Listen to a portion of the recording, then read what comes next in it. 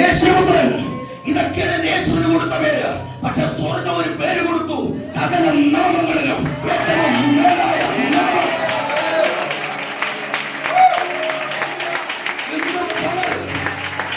ഇന്ന് പറയാനാണ് തീരുമ്പോൾ ഒരു വലിയ നാമം കൊടുക്കണം. യേശു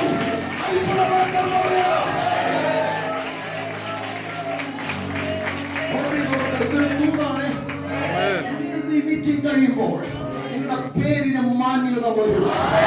നിങ്ങളുടെ പേര് കേട്ടാൽ മാനിക്കപ്പെടുന്ന ഒരവസ്ഥ ഈ സഭയിൽ തരാൻ പോവുക. Thank you, Holy Spirit. Hallelujah. ആമേൻ പറഞ്ഞേ.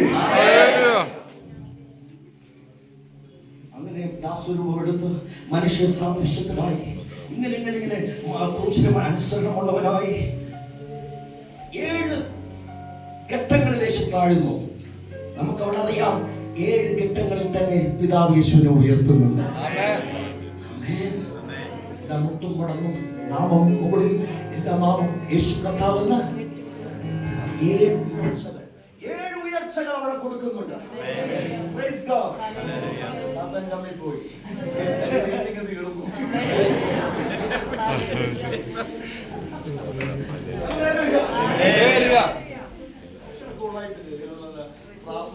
എനിക്കറിയില്ല, പക്ഷെ ഒരു കാര്യം അറിയാം, 2 3 പേരുടെ നാമത്തിൽ എവിടെ കൂടിയാൽ യേശു ഉണ്ട്.